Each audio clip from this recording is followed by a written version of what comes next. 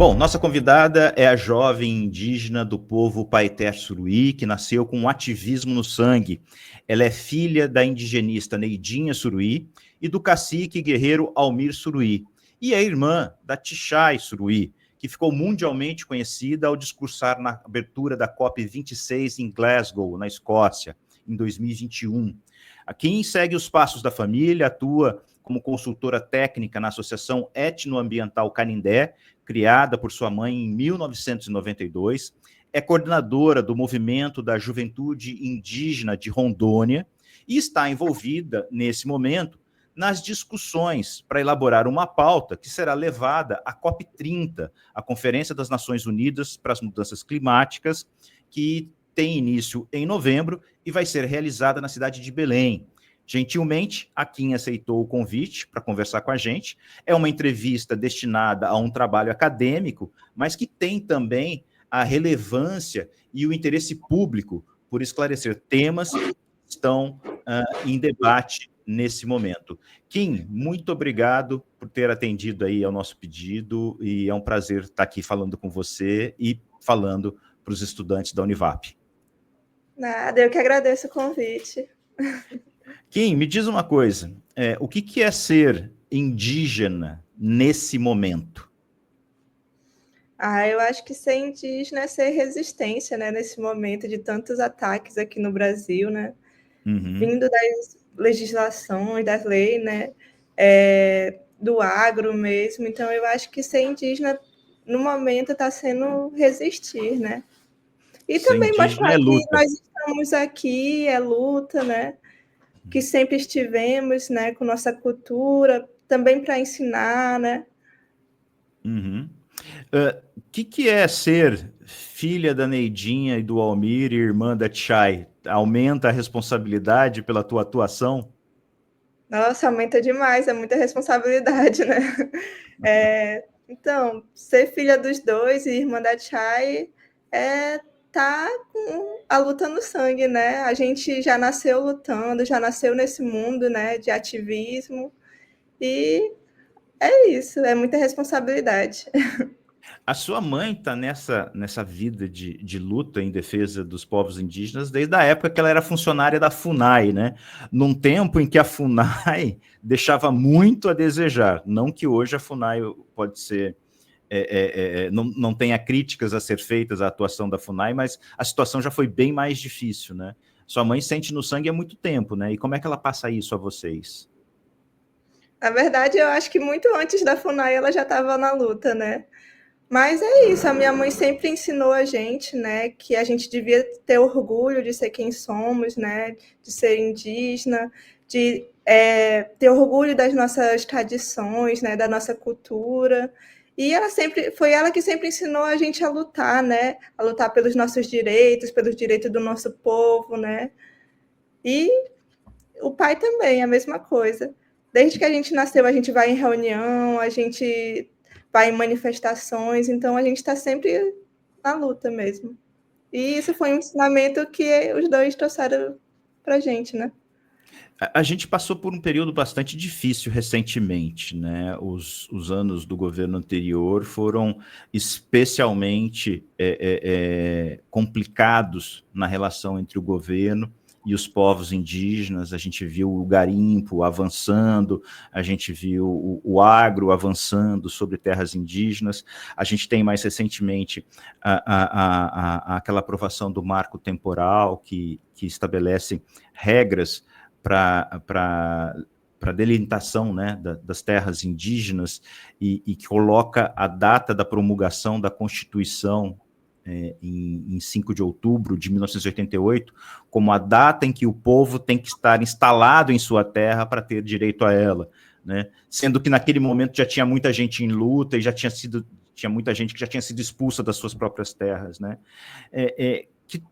Como é que está sendo isso hoje? Como é que isso interfere na pauta de discussão desses temas e que vocês vão levar para a COP também? Então, isso é um ataque gravíssimo, né, a nós povos indígenas, querer Imagina, a gente já sofreu o ataque da colonização, da expulsão das nossas terras, né, da morte dos nossos parentes, porque com tudo isso vem doenças, né? Então, aí ainda querem, a gente está lutando pela nossa terra desde muito antes, e aí ainda querem, como é que fala? Ainda querem dizer um momento que a gente devia estar lá, né? Isso não existe, gente. Primeiro que é uma coisa inconstitucional, né? Que eles não poderiam estar fazendo. Você falou de doença, né? Eu acho que muitas vezes as pessoas não acham que é só uma disputa por terra. Por que que a presença de garimpeiros nas terras é um problema para a integridade física e a saúde dos povos indígenas?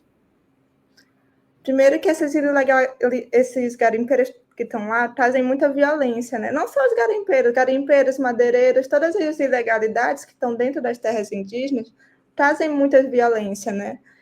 E eles também estão lá, trazem doenças que a gente não tem imunidade, né?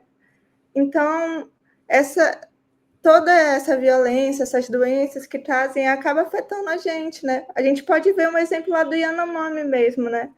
As crianças, as mulheres, né, tendo uma violência sexual também, doenças que antes elas não tinham, né, os povos não tinham presentes, agora eles estão com essas doenças. E aí a gente não tem imunidade para isso, a gente acaba sendo mais suscetível, né, e acaba sendo afetada de uma forma mais grave, né. Uhum. Vocês não recebem, por exemplo, as vacinações que são oferecidas para o restante da população? A gente recebe, sim. Apesar da a gente ter uma saúde voltada para nós, povos indígenas, né, ainda tem muitas falhas nesse sistema, assim como aqui fora, né? Então, apesar de ser algo bom, uma saúde voltada para a gente, ainda precisa de uma melhoria, né? Uhum. Ter não significa que ele faz tudo, te oferece toda a proteção que é necessária, né? Exatamente. Tem muitas coisas que são negadas para a gente ainda, que é uma luta que a gente está tendo. Acho que foi final do mês passado, eu tive no encontro de mulheres aqui, né? E era uma das pautas lá que estavam. Como os funcionários, né, tratavam nós, povos indígenas, também, como eles precisam ter uma preparação melhor, né, para estar tratando a gente. Como alguns locais de saúde não conseguem ser acessíveis para a gente também, que é algo que a gente necessita, né? Porque o atendimento especializado a gente não consegue ter lá dentro da aldeia, né? A gente precisa sair para fora. E aí a gente acaba sofrendo às vezes, muito racismo, muito preconceito, e gente que não quer atender a gente mesmo. Então, como que precisa ser melhorado esse sistema voltado para nós, povos indígenas, né? Uhum. Quais são os desafios para vocês colocarem em prática aquilo que a lei diz, né, sobre os direitos e deveres dos povos indígenas, né? Como é que vocês tentam fazer aquela lei funcionar, né? As várias leis, porque são muitas leis escritas sobre os povos indígenas, e inclusive tem um capítulo exclusivo na Constituição Federal para isso. Como é que é essa luta para fazer a lei funcionar? Então, é bastante luta mesmo. A gente tem nossas manifestações, né? A gente tem os líderes dos nossos movimentos que tentam fazer uma pressão, né? Para que faça essas leis sejam funcionais, né? Então, eu acho que vai muito por meio de manifestações, por meio da pressão da população indígena, dos líderes indígenas, das organizações indígenas também, né? Para Uhum, tentar fazer as coisas funcionarem. uhum.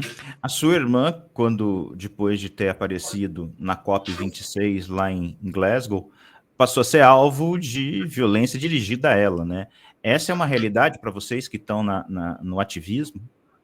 Com certeza, né? Acho que para todo mundo que está à frente de uma organização ou que está tendo uma grande visibilidade sofre essas violências, né? Uhum, E são ameaças de morte, né? Preconceitos virtualmente, presencialmente, e é algo que afeta a gente gravemente, né? E não só a Chay, a minha mãe, meu pai, todo mundo já sofreu uma violência assim, e sofre até hoje por conta da nossa luta, né?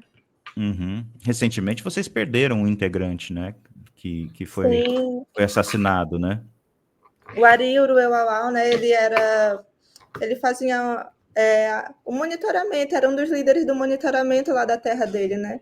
Uhum. E é isso, eu acho que a gente tem que ter também uma preparação melhor para proteger a vida dos nossos guerreiros, né? Que lutam para a gente ter uma vida melhor. E aí, eu acho que a gente sofre essas pressões todas, essas ilegalidades todas, e essa violência, né? E às vezes, muitas das vezes, não tem um preparo para proteger a gente, né? Uhum. Uhum. Kim, você tem quantos anos hoje? Tenho 25. 25. Como é que foi estudar para você? Tinha escola, tinha acesso à educação? Como é que foi? Então, muito por conta da minha mãe, né, que ela sempre morou aqui em Porto Velho, eu consegui ter acesso a essa educação, né, melhorada. Mas lá na aldeia também tem escola, né? Uhum. Só que ela, se eu não me engano, só vai até o 9º ano. Uhum. Há alguns anos eu entrevistei a sua mãe e era justamente por causa do crescimento do acesso de pessoas que se declaravam indígenas ao ensino superior. E ela falou muito sobre a importância de você conseguir formar a população indígena, porque é importante o retorno deles às suas comunidades, porque assim vocês têm mais autonomia.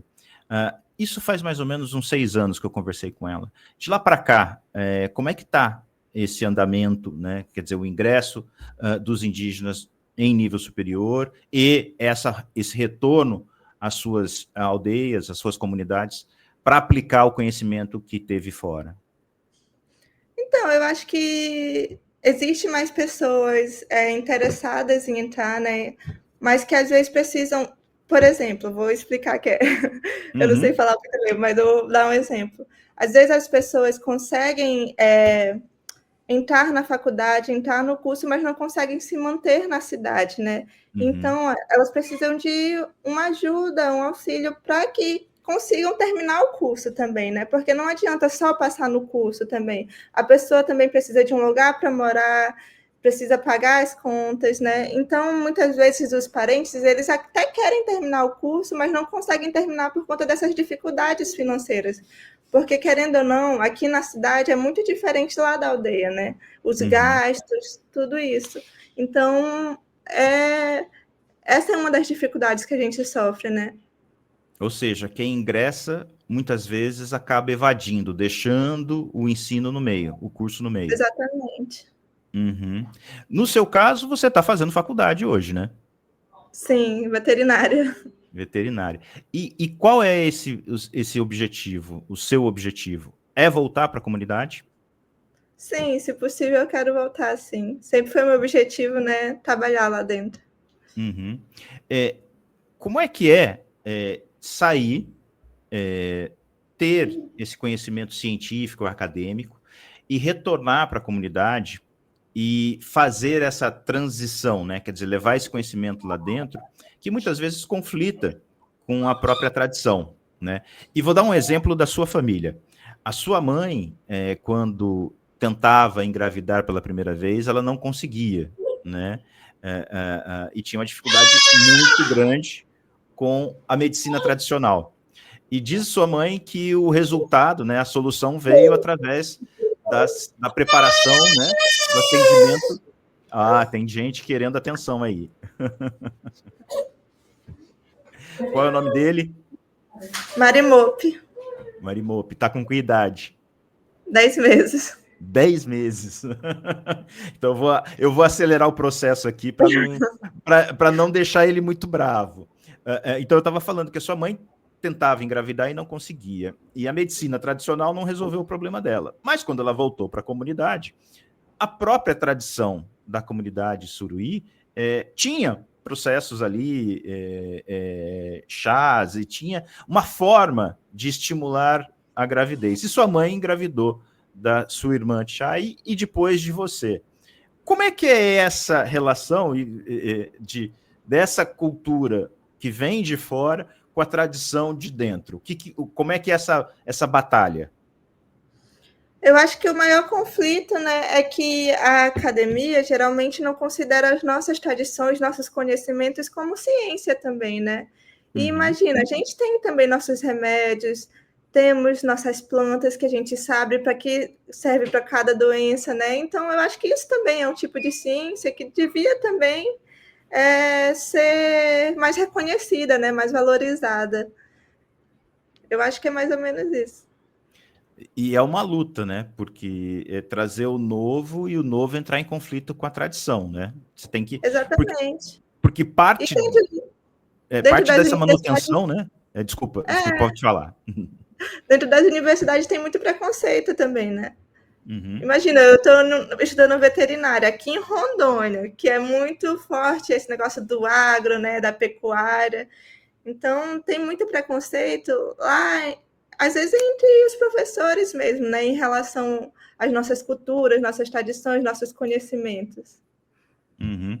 E como é que vocês lidam com isso? Vocês, estudantes indígenas, o que vocês fazem para superar esse preconceito e essa visão que ainda é muito forte? A gente tenta levar o nosso conhecimento para lá dentro, né? Para falar, olha, isso aqui, ó, também é ciência, também funciona, entende? Às vezes é um jeito muito melhor do que... Às vezes os nossos remédios são muito melhores do que o remédio do branco, né? Do não indígena, que é algo sintético. E o nosso já é algo natural. Então, eu tento levar isso lá para dentro também, né? Tento mostrar. Uhum. Se vocês dependessem completamente de pessoas não indígenas para implantar isso dentro das comunidades, você acha que ia ser possível fazer, implantar escola, saúde, veterinária dentro das comunidades por pessoas que não são dos povos indígenas? Com certeza não, né? A gente vê que a maioria das coisas que a gente conquista, se não tudo, é tudo uma luta dos povos indígenas, né? Levando para lá, né? Então, eu acho que se fosse só pessoas não indígenas, provavelmente ou não teria ou não funcionaria de um jeito correto, né? Um jeito adequado para a gente. Então, eu acho que em todos os espaços tem que ter os indígenas. Se tratando de povos indígenas, tem que ter as pessoas indígenas, né? Uhum. A gente falou no comecinho aí da entrevista sobre essa presença do garimpo, dos madeireiros, e você falou da questão da saúde, que vocês acabam adoecendo, citou o caso dos Yanomamis, e que durante o período, acho que até da pandemia, houve muitos casos de desnutrição, e a derrubada da floresta e a presença do garimpo afastam de vocês a caça, afetam a sua produção agrícola de subsistência e polui as águas, e o que acaba matando as pessoas, né, por doenças muitas vezes graves. Como é que vocês estão lidando hoje, depois de alguns anos já, com essa troca de governo? Essas coisas foram resolvidas ou ainda não se resolveu? Em muitos territórios ainda é uma luta que a gente está tendo, né? Uhum. Porque acho que não é algo tão simples de resolver, né? Também tem parentes que foram aliciados, né, para esses cantos, então eu acho que é algo mais complicado. Mas creio que em alguns lugares já melhorou, né? Mas ainda é uma luta constante, eu acho. Uhum. Porque até a gente pode ver que mesmo nesse governo, nós estamos sendo atacados, né? Dentro das assembleias, dentro com as PECs, né? Como marco temporal, como PL da devastação. E isso tudo incentiva, muitas vezes, a essas ilegalidades acontecerem nas terras indígenas, né? Então, eu acho que é uma luta constante que a gente tem para tirar esses garimpeiros, né? Para para a saúde, né? Ir lá pesquisar a nossa água, ver como é que tá. Então, é uma luta constante. Uhum. Vocês sempre precisaram fazer manifestações e se deslocar da Amazônia para um grande centro para que essa manifestação pudesse ser vista e coberta pela imprensa e assim chegar até as pessoas. A internet, as mídias sociais, têm sido utilizadas por vocês para fazer a voz de vocês alcançar outras regiões, chegar a mais gente, sem passar por esses intermediários, sem necessitar exclusivamente dessas manifestações? Então, uma luta dos povos indígenas desde sempre foi que nós mesmos queríamos falar sobre nós, né? Mostrar nossa voz. Não que um terceiro viesse e falasse sobre a gente, não, a gente tem capacidade de falar sobre a gente, então nós queremos trazer nossas vozes. E a internet, as redes sociais, ajudou muito nisso, né? Os povos indígenas mesmo ser protagonista da sua história, né? A levar as nossas lutas, a levar as nossas denúncias, né? Então, a tecnologia, a internet, as redes sociais ajudaram muito essa parte da nossa luta, né? Nós mesmos levar a nossa história. O que vocês estão planejando para a COP30? O que vocês vão fazer lá em Belém? Então, a gente está se organizando, né? Agora, acho que em julho vamos ter um encontro também, né? Só com a juventude do povo aqui de Rondônia, noroeste do Mato Grosso e sul do Amazonas, para discutir sobre a COP, sobre as pautas que a juventude quer levar lá para dentro também, né? Porque nós, como jovens indígenas, também temos nossas visões, também somos os primeiros que sentimos, né, os impactos da crise climática. Então, a gente quer levar também, falar que nós também temos conhecimentos para diminuir esses impactos, né? Mas temos que ser ouvidos, né? Escutados. Então, a gente vai organizar os encontros, né? Para vermos as pautas que queremos levar para lá dentro, né? Quais são os temas que você já de antemão sabe que precisam ser levados para lá? São muitos, eu não vou saber falar agora todos, mas eu acho que é isso, o impacto que a gente está sofrendo, né, das crises climáticas e as formas que a gente tem de, como é que eu posso falar? De evitar, né, a crise. Não é evitar, mas eu esqueci, fugiu a palavra agora. Minimizar, atenuar? Exatamente. Porque a gente já está numa etapa que não tem mais como voltar, né? Então agora é só tentar não deixar piorar tanto. Clima é um assunto. A questão da terra ainda está na temática? Ainda vai estar lá nesse documento? Com certeza, né? Porque nós somos que a gente pode ver, se pegar um mapa, as terras indígenas são o que tem as florestas, né? São o que estão protegidas lá. Então, as demarcações dessas terras indígenas são cruciais, né, para a salvação do planeta, para a proteção das florestas, dos animais, das águas, né? Então, com certeza. E educação entra nessa pauta também? O acesso a ela? Sim, sem educação a gente, né, fica... A gente pode ver como que está sendo agora no mundo, né? Então, a educação é crucial para a gente... Ai, meu Deus, fugiu aqui, gente. Para a gente... É crucial para a gente, né? Ou seja, ter a escola dentro da comunidade e ter acesso à escola fora da comunidade com suporte, né? Vocês precisam desse suporte. Não só ter a escola, né? Ter a escola, ter professores, né? Porque muitas vezes tem escolas que não têm a infraestrutura, né, adequada, que estão caindo aos pedaços. Também tem escolas que até tem a escola, mas não tem o professor para ir lá ensinar os alunos, né? Eu acho que também ter acesso, como você disse, ao ensino superior de uma forma mais facilitada, de um auxílio também para os indígenas conseguirem ter acesso. A gente tem, né, aqui o intercultural, que é uma faculdade para formar professores indígenas, né? Mas eu acho que também seria importante ter outro curso voltado para indígena em outras áreas também, né? Não só como professores. Então, eu acho que é algo que a gente tem que abranger, porque podemos ser médicos, podemos ser engenheiros, podemos ser tudo, né? Eu acho que a gente só tem que ter É que eu não gosto da palavra auxílio, mas um auxílio, né, para conseguir... Auxílio talvez não, mas suporte, né? suporte, ter a exatamente. base para vocês poderem fazer esse caminho, né? Sim, Porque vocês têm necessidades que precisam ser preenchidas, né? Que são diferentes de quem mora na cidade, e por motivos óbvios, né? exatamente. Querendo ou não, muitas vezes o não indígena não entende as nossas necessidades, né? O Uhum. modo como a gente trata a nossa cultura, como nos comunicamos, né? E aí ter alguém, imagina, do nosso povo lá dentro, formado, conseguindo trazer esse conhecimento, ia ser facilitar muito mais, né? Uhum. Kim, para a gente encerrar, por que a tradição dos povos indígenas e a presença dos povos indígenas nas suas terras demarcadas pelo país todo, não só na região amazônica, é importante? Porque muitas vezes as pessoas dizem assim, mas por que continuar vivendo dessa forma?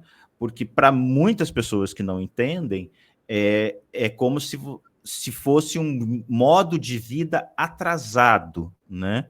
As pessoas colocam esse valor, né, sobre a forma como vocês vivem e sobre suas tradições. É como se fosse algo que precisaria ainda de evolução. Diga para essas pessoas por que é importante preservar as tradições e os povos indígenas nos seus locais de origem. Pois é, eu acho que nem, quem não está evoluído é quem tem um pensamento desse, né? Porque, como eu disse, nós temos nossas ciências, né? Nós temos nossas espiritualidades, nossos rituais, e tudo isso, às vezes. Ai, professor, fugiu a pergunta aqui que você fez. Mas por que é importante preservar a tradição, a cultura e manter os povos nas suas terras? Porque é isso, a nossa cultura, a nossa tradição, ela é de uma forma que não agride as florestas, né? Não agride os animais, não agride o planeta, né? Então, isso a gente tem uma importância, principalmente no momento que estamos hoje, né? Imagina, com a crise climática, com essas doenças surgindo. Então, a gente tem uma importância, a nossa cultura, né, como a gente trata, né, as florestas, o meio ambiente, né? Eu acho que isso é algo que o não indígena devia aprender também. Uhum. Legal. Kim, quero te agradecer demais pelo seu tempo. Volta lá, porque tem alguém te esperando e com fome. Quero te agradecer muito, desejar muito sucesso para vocês nesse trabalho que vocês estão realizando aí e com foco na COP, que vocês sejam ouvidos. Nada, eu peço desculpa por qualquer coisa, né? Eu Imagina. queria estar mais preparada, mas, enfim, hoje foi um dia muito corrido. Mas tá ótimo, tá ótimo. Kim, eu te agradeço demais. Estou encerrando então aqui a gravação. Obrigado para você e obrigado para quem nos acompanha.